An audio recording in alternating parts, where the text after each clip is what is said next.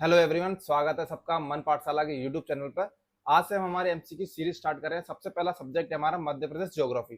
तो चलिए शुरुआत करते हैं इसके पहले क्वेश्चन से। इसका सबसे पहला क्वेश्चन है, चंबल नदी के किनारे बुंदेलखंड की नीच चट्टानों के अपरदन से किस मृदा का निर्माण होता है। सबसे पहला क्वेश्चन क्या है, चंबल नदी के किनारे बुंदेलखंड की नीच चट्टानों के अपरदन से किस मृदा का निर्माण होता है। इसके ऑप्शन है काली मिट्टी, जलोढ़ मिट्टी, लाल पीली मिट्टी और मिश्रित मिट्टी। आप बताइए इसमें से सही आंसर क्या है। आप इस वीडियो को पॉज करके अच्छे से पढ़ के जवाब दे सकते हैं। हमारी ये सीरीज रैपिड रहेगी, हम जल्दी जल्दी क्वेश्चन को सोल्व करने की कोशिश करेंगे और जो क्वेश्चन आपको डाउट में लग रहा है उसको आप वीडियो पॉज करके आंसर दे सकते हैं। तो इसका सही जवाब क्या है, जलोढ़ मिट्टी। इसका सही जवाब क्या है, जलोढ़ मिट्टी। इसकी व्याख्या देख लेते हैं, इसकी एक्सप्लेनेशन देखते हैं हम। मध्य प्रदेश में जलोढ़ मिट्टी चंबल नदी के जमाव और बुंदेलखंड की नीच चट्टानों के अपरदन से होता है।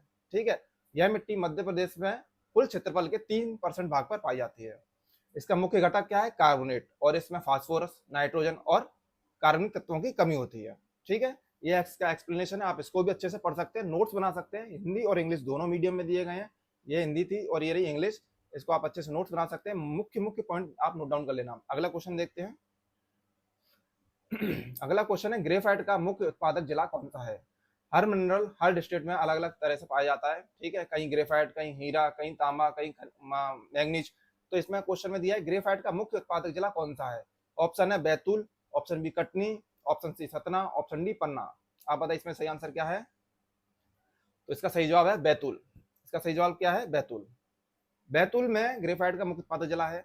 और जो ग्रेफाइट की कंपनी है हिंदुस्तान इलेक्ट्रो ग्रेफाइट, वह मंडीदीप में रायसेन में अवस्थित है। चूना पत्थर है धात्विक खनिज जो लोएस भी विजय राघवगढ़ कटनी में पाया जाता है। इसके अलावा पन्ना मुख्य रूप से हिनौता मजगावा की हीरे की खदान के लिए प्रसिद्ध है। ठीक है, पन्ना में किसकी खदान प्रसिद्ध है, हीरे के लिए प्रसिद्ध है। अगला क्वेश्चन देखते हैं हम इसका। अगला क्वेश्चन है, पार्वती नदी का उद्गम कहां से होता है। ऑप्शन है पार्वती नदी का उद्गम कहां से होता है। जो नदियां हैं मुख्य रूप से उनके उद्गम स्थान, उनकी लंबाई, उनकी सहायक नदी हमें पता होनी चाहिए। तो इसके ऑप्शन है सिवनी, जबलपुर, देवास और सीहोर। इसका सही आंसर है सीहोर। इसका सही आंसर है सीहोर। इसका एक्सप्लेनेशन देखते हैं। पार्वती नदी चंबल की एक सहायक नदी है। इसका उद्गम आष्टा सीहोर से होता है और चंबल का उद्गम होता है जानापावा पहाड़ी मऊ से। पार्वती नदी के अलावा चंबल की अन्य सहायक नदियों में छिप्रा, सिवना, कालीचंद, कूनो आदि शामिल है। ठीक है, इसका अगला क्वेश्चन देखते हैं। अगला क्वेश्चन है, बेतवा को ओरछा में किस नाम से जाना जाता है। इसके ऑप्शन है सतधारा, अजनार, चौपन और चंद्रावल। आपके अनुसार इसका सही आंसर क्या है। बेतवा को ओरछा में किस नाम से जाना जाता है। तो बेतवा को ओरछा में सतधारा के नाम से जाना जाता है। किस नाम से जाना जाता है, सतधारा के नाम से जाना जाता है। यह बुंदेलखंड की जीवन रेखा भी है और रायसेन की कुमरा गांव से निकलती है। ठीक है, अगला क्वेश्चन देखते हैं। अगला क्वेश्चन है हमारा, धारवाड़ सेल समूह की चिल्पी श्रृंखला मध्य प्रदेश के किन स्थानों से मिलती है। ठीक है, अलग अलग सेल श्रृंखलाएं हैं, अलग अलग सेल समूह हैं, अलग अलग स्थानों पाए जाते हैं। तो धारवाड़ सेल समूह कहां से पाई जाती है। तो इसका सही आंसर है बालाघाट। कहां से, बालाघाट से। मध्य प्रदेश में धारवाड़ सेल समूह की चट्टानें जबलपुर, बालाघाट और छिंदवाड़ा में पाई जाती है, लेकिन जो चिल्पी श्रृंखला है वह बालाघाट में पाई जाती है। इसमें स्लेट और फाइलाइट की परतें पाई जाती है। इसके अलावा पन्ना क्षेत्र हीरे के लिए प्रसिद्ध है, मैंने आपको बताया था। छिंदवाड़ा में सौसा श्रृंखला पाई जाती है और बिजावर श्रृंखला भी पाई जाती है। Got it. इसका इंग्लिश एक्सप्लेनेशन भी है, आप हिंदी भी देख सकते हैं। हम तो पढ़ते हैं नेक्स्ट क्वेश्चन की तरफ। नेक्स्ट क्वेश्चन है, मध्य प्रदेश की पहली शक्कर मिल किस जिले में स्थापित की गई थी। शुगर मिल किस जिले में स्थापित की गई थी। ऑप्शन है भोपाल, रतलाम, उज्जैन और इंदौर। ऑप्शन ए है भोपाल, ऑप्शन बी है रतलाम, ऑप्शन सी है उज्जैन और ऑप्शन डी है इंदौर। क्या पूछा गया है, sugar mill, first sugar mill. तो इसका सही आंसर है जावरा, और वो कहां पर है, रतलाम में। तो इसका सही आंसर क्या है, रतलाम। तो गन्ना मध्य प्रदेश की प्रमुख फसल है और यहाँ पे चीनी उद्योग का विकास हुआ है क्योंकि इसी कारण। तो पहली चीनी मिल जावरा चीनी मिल है, जो कि मैंने कहां पर व्यवस्थित है, रतलाम में। और कब स्थापित की गई थी, 1934 में। सबसे बड़ी चीनी मिल बरलाई मालवा देवास में स्थित है और इसका मुख्यालय कहां पर है, इंदौर में है। तो आपके जो 2-3 फैक्ट क्लियर हुए उनको मुख्य मुख्य पॉइंट आप नोट डाउन करते चलना जल्दी जल्दी। आप वीडियो पॉज करके भी नोट डाउन कर सकते हो। ठीक है, अगला क्वेश्चन देखते हैं। ये इसका इंग्लिश एक्सप्लेनेशन है। अगला क्वेश्चन देखते हैं, मध्य प्रदेश के किस जिले में लाख बनाने का सरकारी कारखाना स्थित है। लाख आपने देखा होगा चूड़ियों के उद्योग में स्थित उपयोग किया जाता है, जो चूड़ियों में लाख भरते हैं जिससे क्या चूड़ियां मजबूत होती हैं। तो इसका ऑप्शन है मुरैना, सिंगरौली, ग्वालियर और उमरिया। लाख बनाने का सरकारी कारखाना किस जिले में स्थित है। तो इसका सही आंसर है उमरिया। क्या है सही आंसर इसका, उमरिया। मध्य प्रदेश के उमरिया जिले में लाख बनाने का सरकारी कारखाना स्थित है। लाख का उत्पादन किससे होता है? लेसिफर लक्का नामक एक कीट है, उससे इसका उत्पादन किया जाता है। इसका उपयोग चूड़ी उद्योग में किया जाता है, इसके अलावा माचिस उद्योग में किया जाता है, और माचिस उद्योग और इसके अलावा क्या है, बानमोर में क्या है, कत्था बनाने का सरकारी कारखाना। अगर कोई पूछ ले माचिस बनाने का कारखाना कहाँ पर है, तो ग्वालियर में है, और बानमोर में कत्था बनाने का सरकारी खाना, और बानमोर कहाँ पर है? मुरैना में अवस्थित है। ठीक है, अब ये इसका इंग्लिश एक्सप्लेनेशन है। अगला क्वेश्चन देखते हैं हम, पन्ना राष्ट्रीय उद्यान की स्थापना किस वर्ष की गई थी? वेरी इंपॉर्टेंट है, राष्ट्रीय उद्यान से क्वेश्चन एक दो पूछे जाते हैं, आप इनको अच्छे से कर लेना। पन्ना राष्ट्रीय उद्यान की कब हुई, बांधवगढ़ की कब हुई, कान्हा किसली की कब हुई, इनको नेशनल टाइगर रिजर्व का कब लिया गया था, ठीक है, ये सारी चीजें रहती हैं। तो इसमें तो सिर्फ इतना पूछा है कि इस राष्ट्रीय उद्यान की स्थापना कब की गई थी। तो इसके ऑप्शन हैं 1975, 1981, 1985 या फिर 1999। तो इसका सही आंसर है 1981। इसका सही आंसर क्या है? 1981। पन्ना राष्ट्रीय उद्यान की स्थापना वर्ष 1981 में की गई थी। यह कहां पर है? छतरपुर, पन्ना जिले में अवस्थित है। इसको 1994 में प्रोजेक्ट टाइगर के अंतर्गत शामिल किया गया था। राइट, दोनों अलग अलग डेट है। 1981 में स्थापना की गई थी और 1994 में पन्ना टाइगर रिजर्व में शामिल किया गया था इसको। ठीक है, यह एकमात्र सरीसृप राष्ट्रीय उद्यान स्थित है। इसी उद्यान में एकमात्र क्या है? सरीसृप उद्यान स्थापित किया गया था। यहाँ पर प्रमुख जानवर कौन कौन से हैं? बाघ, तेंदुआ, सांबर, चिंकारा, भालू आदि प्रमुख वन्य जीव पाए जाते हैं। ठीक है, इसका इंग्लिश एक्सप्लेनेशन देख लीजिए आप, इसको पॉज करके आप नोट डाउन कर सकते हैं। अगला क्वेश्चन देखते हैं हम लमेटा हिल्स मध्य प्रदेश के किस जिले में स्थित है? कौन सी हिल्स? लम्हेटा हिल्स मध्य प्रदेश के किस जिले में स्थित है? ऑप्शन है ग्वालियर, जबलपुर, विदिशा या फिर रायसेन। ऑप्शन क्या क्या है इसके? ग्वालियर, जबलपुर, विदिशा और रायसेन। आप इसको वीडियो पॉज करके आंसर दे सकते हैं आराम से। इसका सही आंसर क्या है? जबलपुर में। तो लमेटा पहाड़ियां जबलपुर में स्थित है, जबकि भीमबेटका रायसेन में अवस्थित है, विदिशा में उदयगिरी की पहाड़ियां अवस्थित है, और मांडू धार में है। ठीक है, लमेटा कहाँ पर है? जबलपुर में है। उदयगिरी कहाँ पर है? विदिशा में है। रायसेन में क्या है? भीमबेटका है, और मांडू पहाड़ियां धार में है, जबकि गोपांचल पर्वत कहाँ पर? ग्वालियर में स्थित है। ठीक है, अगला क्वेश्चन देखते हैं हम। अगला प्रश्न है हमारा, कूनो निम्न में से किस नदी की सहायक नदी है? जैसे कि मैंने आपको पहले बताया है, जो रिवर्स है मध्य प्रदेश की रिवर्स बहुत इंपॉर्टेंट है। एमपीपीएससी की किसी भी एग्जाम में एक दो रिवर्स से क्वेश्चन पूछे जाते हैं। या तो नदी की लंबाई पूछ लेंगे, या इसका ओरिजिनेशन पूछ लेंगे, या किस नदी में जाके मिल जाती है, किधर जाती है, बंगाली खाड़ी की तरफ जाती है, या फिर किसी अन्य नदी की सहायक नदी है। ठीक है, इसकी सहायक नदियां कौन कौन सी, तमाम तरह की चीजें, और इनके प्राचीन नाम क्या है, इस तरह से क्वेश्चन पूछे जाते हैं। तो कूनो निम्न में से किस नदी की सहायक नदी है? ऑप्शन है Narmada, option B Chambal, option C Betwa, option D Wainganga. तो इसका सही जवाब क्या है? चंबल। इसका सही जवाब क्या है? चंबल। कूनो नदी जो है शिवपुरी पठार से निकलती है। अगर इसका उद्गम पूछ ले तो कहां से निकलती है? शिवपुरी पठार से निकलती है। पालपुर कूनो वन्यजीव अभ्यारण्य इसी नदी के किनारे अवस्थित है। यह चंबल की सहायक नदी है। अब चंबल की अन्य सहायक नदियों में छिप्रा, काली सिंध, सिवना, पार्वती, बनास है। जैसे चंबल की और सहायक नदियों से भी प्रश्न पूछ लिए जाए कि सिवना किस नदी की सहायक नदी है, तो आप बता सको कि चंबल की है। इसलिए ये अन्य व्याख्या रखी है, एक्सप्लेनेशन दिया हुआ है, जिससे कि आपके और फैक्ट क्लियर हो सके। अगला क्वेश्चन देखते हैं, इसका इंग्लिश ट्रांसलेशन है, इंग्लिश में भी आप देख सकते हो। अब इसका अगला क्वेश्चन देखते हैं हम। अगला क्वेश्चन है, राजघाट परियोजना को किस अन्य नाम से जाना जाता है? कुछ कुछ परियोजनाएं ऐसी हैं जिनके अन्य नाम भी है, जैसे राजघाट परियोजना हो गई। इसके ऑप्शंस हैं रानी अवंतीबाई परियोजना, ऑप्शन बी रानी लक्ष्मी परियोजना, ऑप्शन सी सम्राट अशोक परियोजना, ऑप्शन डी ओंकारेश्वर परियोजना। तो इसका सही जवाब क्या है? रानी लक्ष्मीबाई परियोजना। रानी लक्ष्मीबाई परियोजना इसका सही जवाब है। राजघाट परियोजना का दूसरा नाम रानी लक्ष्मी परियोजना है। यह मध्य प्रदेश और उत्तर प्रदेश की संयुक्त परियोजना है। अगर यह पूछ लिया जाए कि क्वेश्चन दिया जाए कि मध्य प्रदेश और उत्तर प्रदेश की संयुक्त परियोजना कौन सी है, तो राजघाट परियोजना, और इसको हम रानी लक्ष्मी परियोजना के नाम से जाना जाता है। मध्य प्रदेश के अशोकनगर जिले में और उत्तर प्रदेश के ललितपुर जिले में सीमा पर स्थित है। यह बेतवा नदी पर स्थित है। मतलब ये पूछ लिया जाए कि रानी लक्ष्मी परियोजना या राजघाट परियोजना किस नदी पर अवस्थित है, तो यह बेतवा नदी पर अवस्थित है। अगला क्वेश्चन देखते हैं।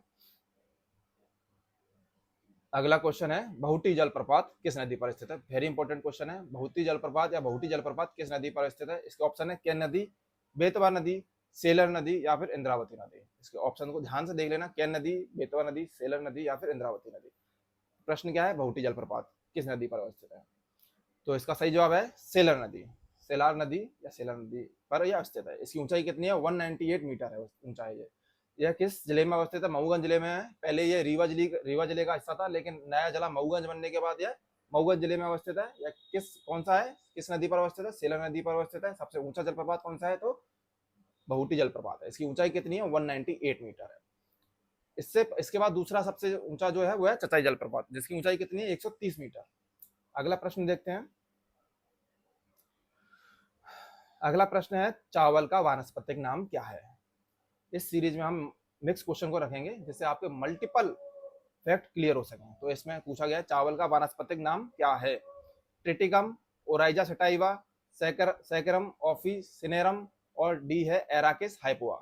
तो सही आंसर क्या है इसका? वीडियो को पॉज करके सही लगा देना। तो इसका सही आंसर है ओराइजा सटाइवा। क्या है इसका सही आंसर? Oryza sativa. अन्य जो प्रमुख फसलें दी गई हैं और उनके वानस्पतिक नाम दिए गए आप देख सकते हैं, जैसे गेहूं का ट्रिटिकम एस्टिवम है, चावल का ओरिजा सटाइवा है, गन्ना का सैकरम ऑफिसिनेरम है, मूंगफली का अर्चिस हाइपोगिया है, तंबाकू का निकोटिनिया है, सरसों का ब्रेसिका कंप्रेस्टिस है। तो ये सारे प्रमुख फसलें हैं, उनके वानस्पतिक नाम दिए गए। आप इसको पॉज करके इनको नोट डाउन कर लेना और याद कर लेना, ठीक है। हमारी रैपिड सीरीज हम इसको लगातार चलाते हैं। अगला प्रश्न है मध्य प्रदेश को कितने कृषि जलवायु क्षेत्रों में विभाजित किया गया है? ऑप्शन है A 9, option B 11, option A 7, option B 9, option C 11, option D 15। तो इसका सही जवाब क्या है? Option C 11। मध्य प्रदेश को 11 कृषि जलवायु क्षेत्रों में विभाजित किया गया है और ये है छत्तीसगढ़ के मैदान, छत्तीसगढ़ का उत्तरी पहाड़ी क्षेत्र, कैमूर पठार और सतपुड़ा पहाड़ी क्षेत्र, मध्य नर्मदा घाटी क्षेत्र, विंध्य पठार, ग्रिड क्षेत्र, बुंदेलखंड क्षेत्र, सतपुड़ा पठार, मालवा पठार, निमाड़ क्षेत्र और झाबुआ पहाड़ी क्षेत्र। ये 11 कृषि जलवायु क्षेत्र हैं। आपको पता होने चाहिए, इनको एक दो बार आप लिखोगे, याद करोगे, याद हो जाएंगे, ठीक है। अगला क्वेश्चन देखते हैं। अगला क्वेश्चन क्या है इसका? ये इसका इंग्लिश ट्रांसलेशन है, इसको आप पॉज करके आप देख सकते हैं। अगला क्वेश्चन देखते हैं। अगला क्वेश्चन है शहडोल जिला किस पठार के अंतर्गत आता है? मध्य प्रदेश को विभिन्न पठारों में बांटा गया है, जैसे मालवा का पठार, मध्य भारत का पठार, बुंदेलखंड का पठार, बघेलखंड का पठार। तो इनमें से पूछा गया है शहडोल जिला किस पठार के अंतर्गत आता है?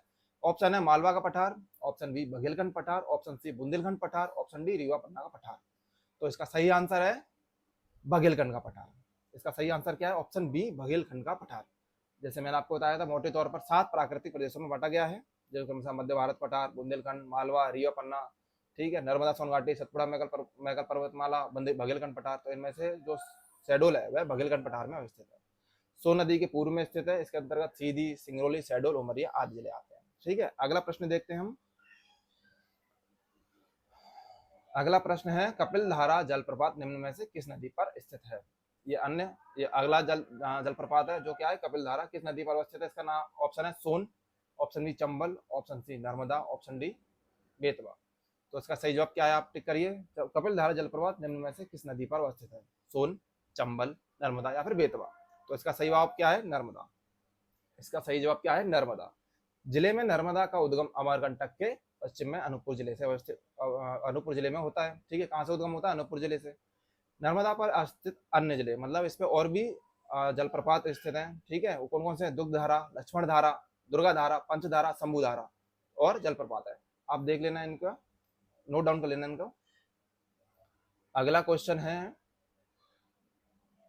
किस मिट्टी का रंग लाल, भूरा या सफेद होता है? अलग अलग मिट्टियों का रंग अलग अलग होता है, ठीक है। जैसे कि काली मिट्टी का तो काली है ही है, जलोढ़ मिट्टी का अलग होता है। तो इसमें पूछा गया है कि लाल, भूरा या फिर सफेद रंग किस मिट्टी का होता है? लेटराइट मिट्टी, जलोढ़ मिट्टी, मिश्रित मिट्टी या फिर काली मिट्टी? लेटराइट, जलोढ़, मिश्रित या फिर काली मिट्टी। तो इसका सही जवाब क्या है? लेटराइट मिट्टी। लेटराइट मिट्टी का रंग लाल, भूरा या फिर सफेद होता है। ऐसा क्यों होता है? क्योंकि इसमें केओलिन तत्व के कारण। कौन सा तत्व? केओलिन। ये भी आप नोट डाउन कर लेना कि लेटराइट मिट्टी का रंग केओलिन तत्व के कारण लाल, भूरा या फिर सफेद होता है। इसके अलावा मिट्टी का रंग फेरिक ऑक्साइड के कारण लाल होता है। लाल मतलब दो है, अगर लाल भूरा पूछा जाए या सफेद पूछा है तो किसके कारण होगा? केओलिन तत्व के कारण, और फेरिक ऑक्साइड के कारण इसका रंग होगा लाल, ठीक है। अगला क्वेश्चन देखते हैं। अगला क्वेश्चन है मध्य प्रदेश के किस जिले में शीशे के भंडार अवस्थित हैं? जैसे अलग अलग जिले में मैंने आपको बताया था, कहीं शीशे के भंडार हैं तो कहीं बॉक्साइट के, कहीं मैग्नीशियम के, कहीं तांबे के, कहीं मैग्नीज के, कहीं हीरे के। तो इसमें पूछा गया शीशे के भंडार किस जिले में है? ऑप्शन है Morena, option B Datia, option C Indore, option D Bhopal. तो इसका सही जवाब है दतिया, ऑप्शन बी। दतिया में ही शीशे के भंडार अवस्थित है। मध्य प्रदेश में शीशा, दतिया और नर्मदापुरम, यानी कि पहले हम जबलपुर कहते थे, अब हम नर्मदापुरम कहते हैं, में पाया जाता है। यह प्री कैम्ब्रियन और विंध्यन अनुक्रम की चट्टानों में पाया जाता है। अगर पूछ लिया शीशा किन क्रम की चट्टानों में पाया जाता है तो प्री कैम्ब्रियन और विंध्यन क्रम के अनुक्रम की चट्टानों में पाया जाता है। मध्य प्रदेश राज्य सीसा उत्पादन में तीसरे स्थान पर है और इसका प्रमुख अयस्क क्या है? गैलिना। गैलिना सीसा का प्रमुख अयस्क है। अगला क्वेश्चन देखते हैं हम। अगला प्रश्न है, भारत हैवी इलेक्ट्रिक लिमिटेड यानी कि भेल की स्थापना किस वर्ष हुई थी? अगेन जो मुख्य पीएसयूज हैं, ठीक है, जो महारत्न कंपनियां, नवरत्न कंपनियां, उनके स्थापना वर्ष या फिर उनको महारत्न कब बनाया गया था, ये प्रश्न पूछे जाते हैं। तो इसके ऑप्शन है 1960 में स्थापना की गई थी, या ऑप्शन बी 1964 में की गई थी, या ऑप्शन सी 1940 में की गई थी, या फिर ऑप्शन डी 1974 में की गई थी। भेल की स्थापना कब की गई थी? देखो, भेल को महारत्न कंपनी का दर्जा 2013 में दिया गया था, लेकिन इसकी स्थापना हुई थी ऑप्शन बी 1964 में। कब हुई थी इसकी स्थापना? 1964 में। और किसकी मदद से की गई थी? ब्रिटेन की मदद से की गई थी। कहाँ पर है? भोपाल के पिपलानी क्षेत्र में अवस्थित है और 2013 में इसको महारत्न कंपनी का दर्जा दिया गया था। इसके इंग्लिश एक्सप्लेनेशन भी आप देख सकते हो, ठीक है। अगला क्वेश्चन है हमारा, निम्न में से मध्य प्रदेश की किस चट्टानों से जीवाश्म के अवशेष प्राप्त होते हैं? जीवाश्म यानी कि फॉसिल फ्यूल्स के अवशेष प्राप्त होते हैं किन चट्टानों से? ऑप्शन ए है आर्किन समूह, ऑप्शन बी है धारवाड़ समूह, ऑप्शन सी है विंध्य श्रृंखला समूह, या फिर इनमें से कोई नहीं, ऑप्शन डी। आप प्रश्न को अच्छे से पढ़ लीजिए, यह आज का हमारा आखिरी प्रश्न है, तो इसको आप पॉज करके भी अच्छे से पढ़ सकते हो और आप इसको तो कम से कम सही कर ही देना, लास्ट क्वेश्चन है। तो निम्न में से मध्य प्रदेश की किन चट्टानों के से जीवाश्म के अवशेष प्राप्त होते हैं? आर्किन समूह, धारवाड़ समूह, या फिर विंध्य श्रृंखला समूह, या फिर इनमें से कोई नहीं। तो इसका सही जवाब क्या है? इसका सही जवाब है विंध्यन शैल समूह। मध्य प्रदेश के विंध्यन शैल समूह की चट्टानों से जीवाश्म के टुकड़े यानी फॉसिल्स पाए जाते हैं, मिलते हैं। इनमें से आर्किन सबसे पुरानी चट्टान पाई जाती है, इसलिए इसमें जीवाश्म की कमी पाई जाती है। इसके अलावा अत्यधिक आयनतरण के कारण भी चट्टानों में जीवाश्म की कमी पाई जाती है, ठीक है। और जीवाश्म कहाँ पाए जाते हैं? विंध्यन शैल समूह में, ठीक है। ये इसका इंग्लिश ट्रांसलेशन है, आप इसको भी पढ़ सकते हैं। तो ये आज के हमारा क्लास खत्म हो गई है। ये क्वेश्चन सभी एग्जाम के लिए महत्वपूर्ण है। आई होप पहली क्लास के हिसाब से आपको ये क्लास अच्छी लगी होगी। डे बाई डे हम इम्प्रूव करते रहेंगे। यहाँ तक देखने के लिए बहुत बहुत शुक्रिया, धन्यवाद।